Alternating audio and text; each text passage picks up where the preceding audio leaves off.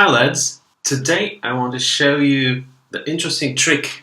Imagine you want to record a video or audio playthrough of a song and you want your Kemper to switch automatically in all the parts where you need to change the sound of your guitar.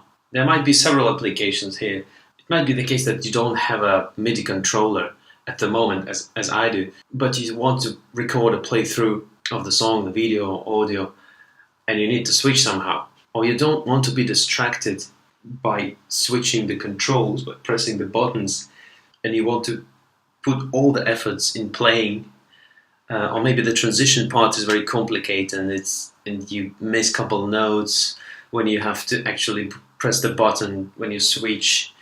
So there might be several reasons. For me, I've figured out that if I want to put all my efforts in playing and I can forget about switching the sound, it can be kind of cool when you record a video.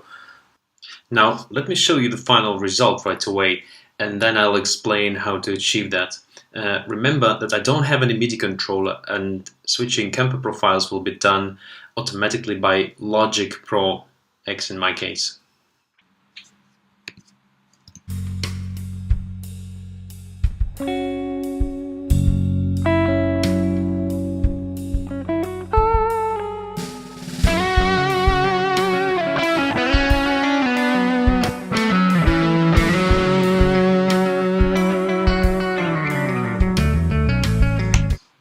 So let's go straight to business. So what we want to do is to make our computer switch profiles in Kemper or basically any other guitar device which you can control by MIDI. It can be any other processor like XFX, Line 6. It can be even a tube amplifier. If you can control it via MIDI, if it has MIDI input, you can do the same with it. So it's not specific for Kemper. For that, we need a MIDI connectivity between computer and Kemper. We need to connect MIDI output of our sound card or MIDI interface, if you have a separate MIDI interface, to the input on the guitar amplifier on Kemper. So we need one MIDI cable for that. Since our audio interface will be like a MIDI controller for Kemper. Now when we have the connectivity, we need a DAW. Because some program should send the MIDI signal, and I usually use a DAW for that. Since if I'm recording, anyways, I have my DAW open. I use Logic Pro X, but you can use any other DAW. It's not specific for Logic. The principle is the same. Most of the DAWs can send MIDI signals. So here I have my backing track open, and imagine we have two parts. We have clean signal and gain signal. It's a short piece. It's just an example to show what I try to achieve. I have one track. I will record in this track my guitar, just as an example. So what we need to do, we want to create a new track, which is external MIDI. It's a track which controls the external MIDI devices. So it will send MIDI signals. I select output, I select my audio interface MIDI out. For you, the name might be different. I select all just in case. I'm not using channeling here.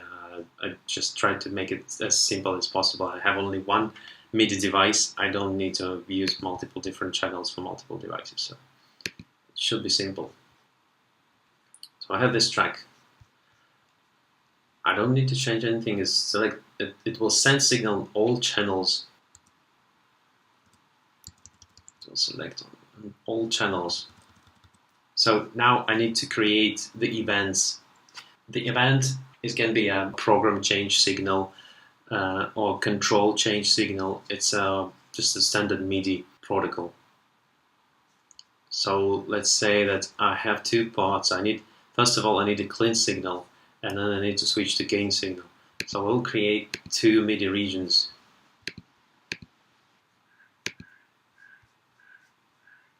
So I want to edit these regions.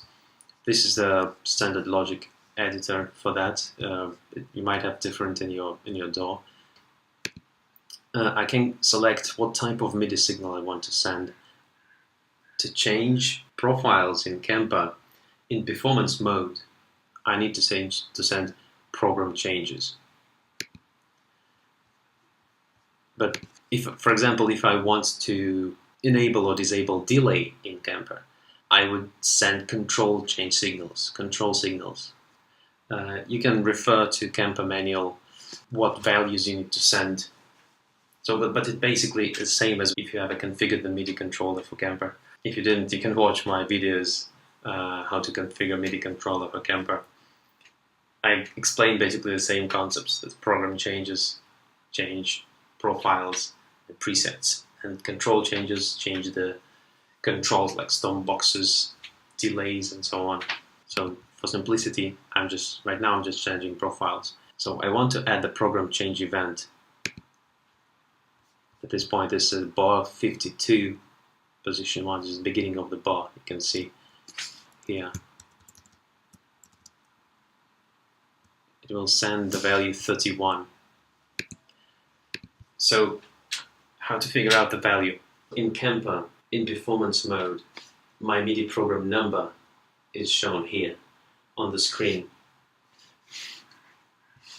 So if I switch between profiles, between slots in my bank, you see this value changing.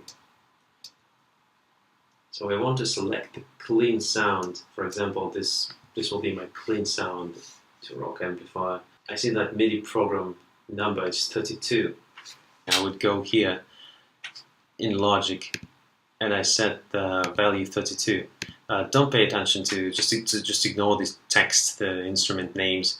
It's basically standard MIDI protocol, and it's supposed to have all the synthesizers supposed to have the same instruments with these program numbers, but it's irrelevant to us. We just care about the value. Actually, one trick here, which is not obvious. If you check this, the first value here is 0, the grand piano 0. So the first value you can send, the first slot of the first bank in Kemper, here you send 0 for that. But in Kemper, if you take a look, if you go to the first slot, you will see that, let's go to the first slot, just to showcase.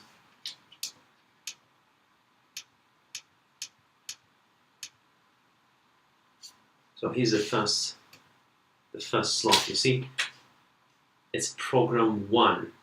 The number is 1, and in Logic, in a DAW, the number is 0. So in Logic, in your DAW, you will have to set the different value, the different number. You have to decrease it by 1 if you want to select the first slot, the first bank in the performance mode of Kemper.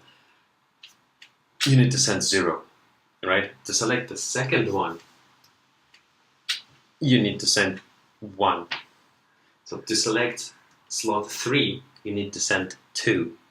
Right? So it's always smaller by 1. So in my example, I want to select slot 32, so I will send 31. Channel is not important here, just you can leave 1.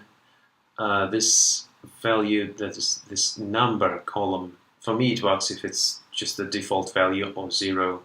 So at this point we will switch to this clean channel, and here I want to add another program change event, and I want to switch to the gain sound, which in my case will be program number 35. So I will send number 34. So now if I just switch between these 2 points, you can see that Kemper is switching slots for me.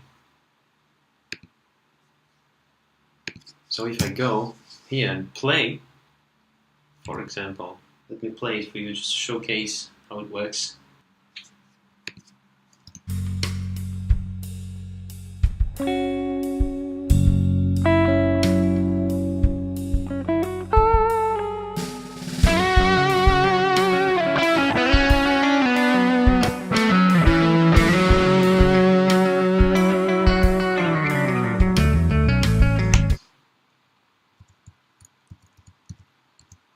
You see, it switched instantaneously when it reached this point. It switched the sound for me. Usually I would tweak it a little bit, because the moment of when the bar starts, in this case I want to have the high gain sound already, so I want my sound to be changed by that time. To achieve the perfect result, I would probably move this a little bit ahead, like just a little bit before the bar begins, so that the signal to Kemper will be sent a little bit earlier than the bar begins, and that by the moment when the new bar starts, I already have the new sound. So that's basically it. You can make as many changes as you want. You just figure out where you actually want to change your sound. You find a place with your backing track. You create a new program change event, and this is it. And you can play your song from the very beginning to the very end without touching a controller. Everything will happen automatically for you. So this is it. If you're interested, let me know. I can also show how to control stomp boxes and delays, how to switch on off the delay instead of changing the full profile. Thanks for watching, guys. Have fun, make music. Bye.